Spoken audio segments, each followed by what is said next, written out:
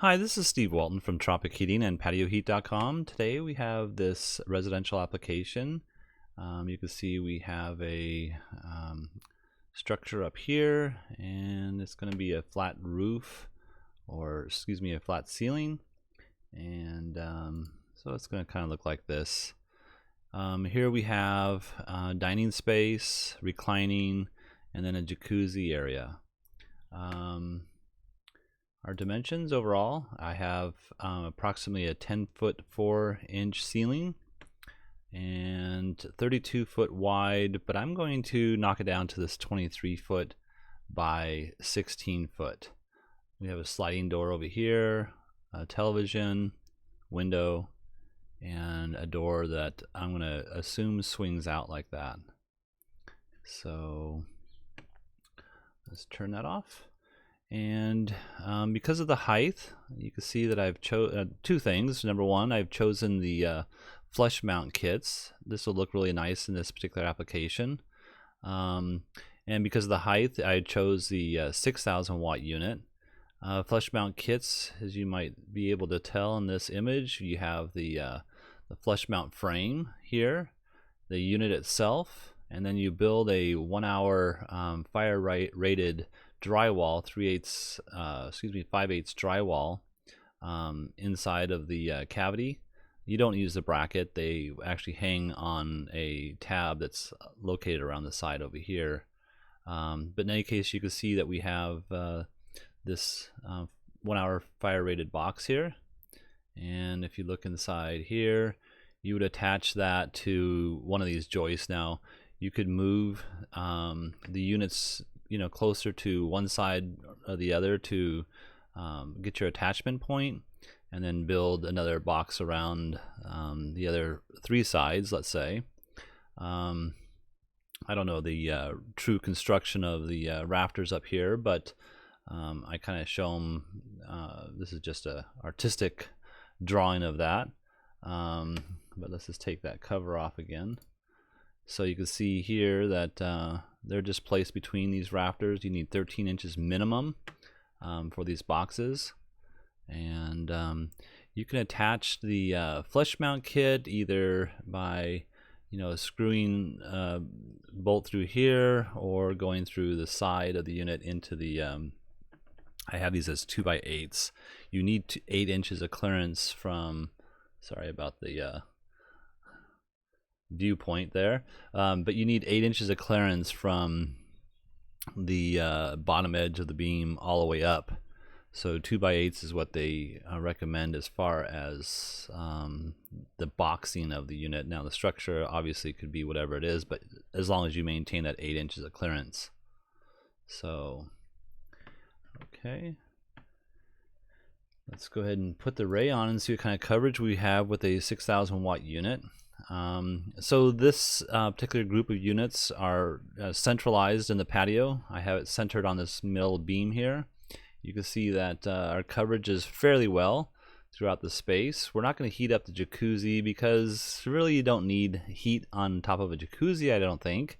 The vapors and whatnot would penetrate the heaters all the time. I'm not quite sure that's really what you want to do. But you could add an additional 2 more units, or even just one above the jacuzzi if you see fit. But we have a nice coverage from left to right here. Covers the whole space. We're not hitting the TV set. And basically I have the heaters. Let's see if I have those dimensions on here. So I have the heaters, I believe it's at 4-foot center. Let me just plop that in here real quick. This is just rough from the edge here. And yeah, 3'10". And I try to go 4 foot from the edge, parallel with the outside edge here. But because of the rafters, you'll have to make that adjustment, whatever that might be. So, but also using 6,000 watt units, you might consider having a dimming system with something like this, just because the heaters might be a little bit warm in certain times of the year.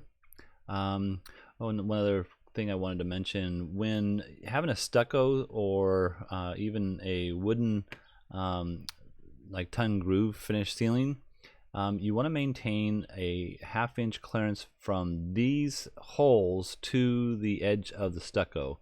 You can see that I have the stucco on this particular example underneath the flush mount frame. So this flush mount frame itself, if I moved it down, let's say, you can see how much wider it is here. So I have that stucco actually physically covering up the edge of the stucco frame. But and another issue is that you need to have from the face of the unit 18 inches to the edge. We have plenty of room to this wall here to any combustible.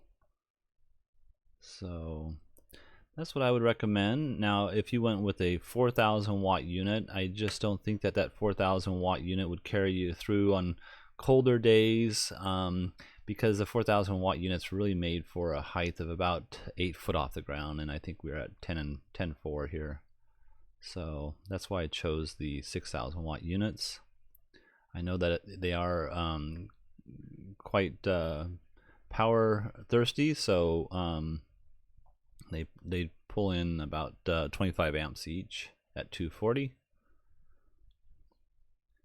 So, but you can see here we have nice coverage throughout the whole space when you have all 4 units on. And if you're just, let's say entertaining, you'd have all 4 units on, and if it was just you and watching TV, you could just place the 1 unit on here. So you'd want to have different zones. All right, there you have it. If you're looking for some assistance with your outdoor heating needs, please give us an email to support@patioheat.com. And also, if this video helps, we would love to see a thumbs up from you. That just lets us know that this effort is appreciated and we should continue to do that. One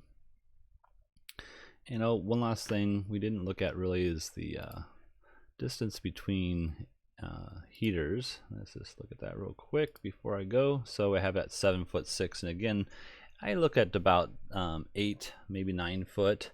But the space that we have here and the rafters is going to dictate a little bit of that information or that distances. So thank you very much. You have a great day.